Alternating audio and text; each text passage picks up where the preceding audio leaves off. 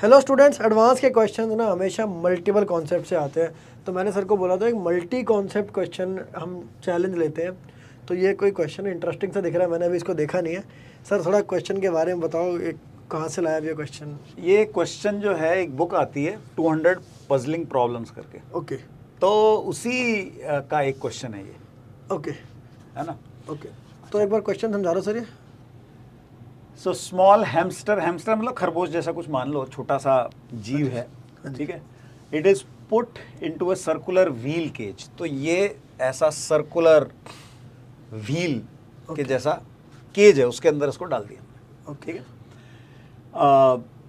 मतलब इसकी शेप तुम सिलिंड्रिकल भी मान सकते हो, इस तरफ मान लो ग्लास लगे हुए हैं बेसिकली, ठीक है ना, सिलिंड्रिकल शेप होगी। Now which has a frictionless central pivot. ये जो पिवोट है इसके अबाउट ये आराम से रोटेट कर सकता है, okay, free to rotate like this, ठीक है। अच्छा, हॉरिजॉन्टल प्लेटफॉर्म यहाँ पे फिक्स है इसके बीच में, इधर इसके ऊपर ये हैमस्टर है। इनिशियली एक एंड पे वो रेस्ट पे है, ये लिखा हुआ है, हाँ जी, ठीक है ना, एक एंड पे वो रेस्ट पे।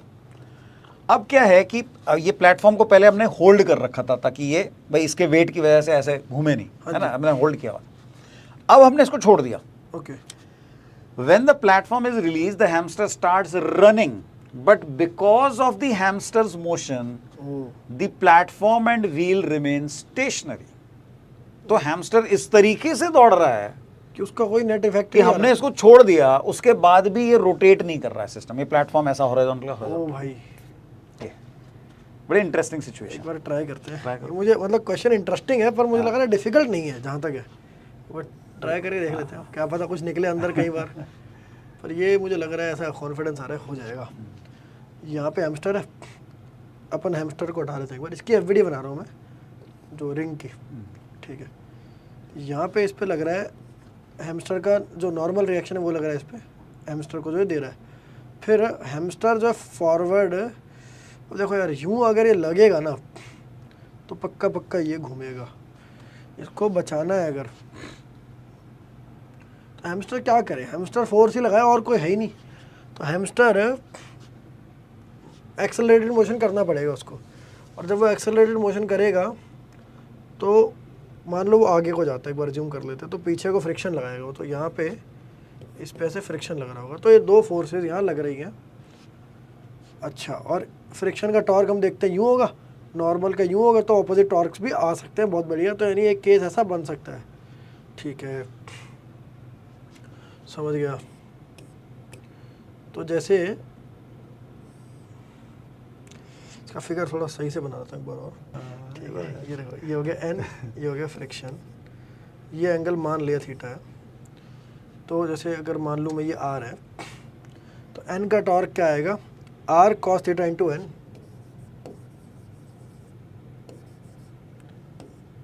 और फ्रिक्शन का टॉर्क आएगा आर साइन थीटा, नहीं R sine theta into N आएगा, सॉरी, परपेंडिकुलर डिस्टेंस।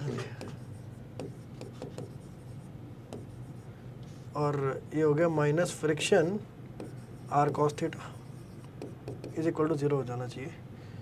और एक बार हैमस्टर की भी बनाएंगे ना अगर अपन, तो वो बनेगी, हैमस्टर पे नीचे से एन लग रहा है और नीचे उस पर एम जी लग रहा है।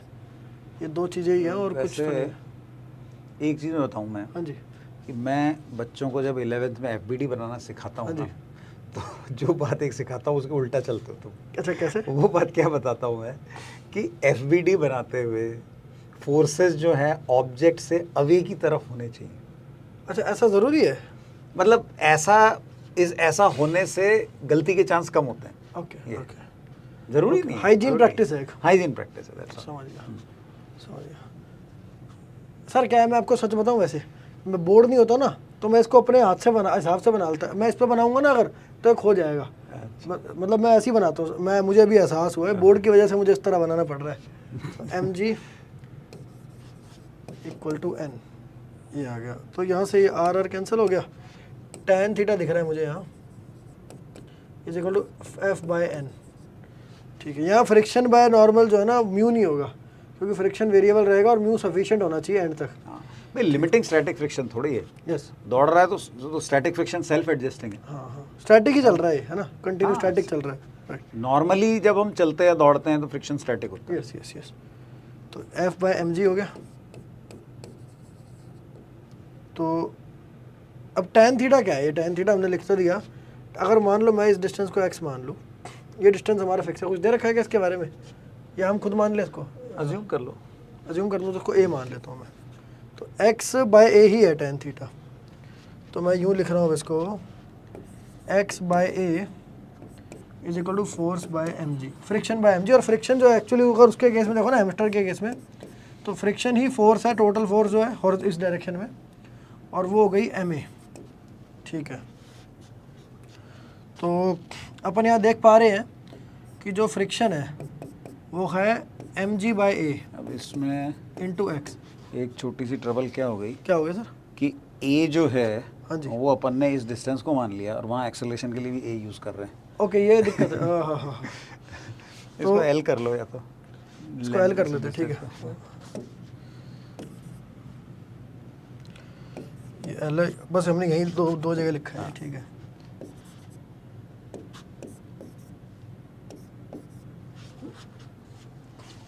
तो ये एफ कहीं ये मतलब फ्रिक्शन जो है ये इस पे भी लग रहा है, इस पे भी लग रहा है फ्रिक्शन, इस वजह से ये तो स्टेबल हो गया। और हैमस्टर का जो मोशन हुआ F equal to M A, तो अपन यहाँ देख पा रहे हैं, मुझे ऐसा लग रहा है एस एम करेगा, A equal to M G by L by M X. Acceleration जो है एक्स के प्रोपोर्शनल आ रहा है। एक बार डायरेक्शन देख लेता हूँ मैं। एफ प्रोपोर्शनल एक्स से ही पता चल जाए, डायरेक्शन भी देख सकते हो। डायरेक्शन देख लेते हैं। तो डायरेक्शन तो अंदर की तरफ लगी रही है और एक्स इधर है, ठीक है। तो माइनस साइन अपन लगा लेते हैं, तो ये ओमेगा जी बाय एल इसका ओमेगा हो गया। माइनस साइन की टेंशन ही क्यों लेते हो? सीधा ये, अगर if the force is directed towards mean position and proportional to X, SHM हो गया, काम खत्म। G by L omega square हो गया 2 pi under L by G वाला, इसका टाइम पीरियड। हाँ, फिर टाइम पीरियड पर निकाल सकते हैं। नाइस हाँ, क्वेश्चन। टाइम पीरियड वो पेंडुलम वाले से ही बन रहा है। तो अपन यानी कि यहाँ पे मुझे लग रहा है कई कॉन्सेप्ट लग गए। यहाँ एफबीडी लग गया, न्यूटन लॉ लग गया, रोटेशनल लग गया, फ्रिक्शन लग गया, एचएम लग गया। क्या बात है, सही है question. Multi concept problem, it is like a multivitamin गोली। ओ भाई साहब, क्या यार बढ़िया क्वेश्चन है सर। ये 200 पजलिंग प्रॉब्लम कब करनी चाहिए? ये तो मेरे ख्याल से शुरू में तो मत हाथ लगाओ, शुरू में तो मत हाथ लगाओ। एक बार तुमने मतलब कोर्स कंप्लीट कर लिया है, मतलब बहुत एडवांस लेवल के बच्चे जिन्होंने इरोडोव तक निपटा दी है, इरोडोव के बाद इस पे जाओ तो ज़्यादा अच्छा है मेरे ख्याल से। ओके, इरोडोव के बाद करनी चाहिए।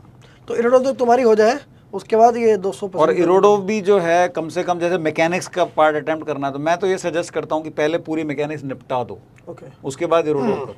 समझ गया, समझ गया। ठीक है स्टूडेंट्स, बताना ज़रा कमेंट्स में कैसा लगा। ऐसी हम और भी चीज़ें लाएंगे अगर आप हमें कमेंट्स में सही फीडबैक दोगे इसका।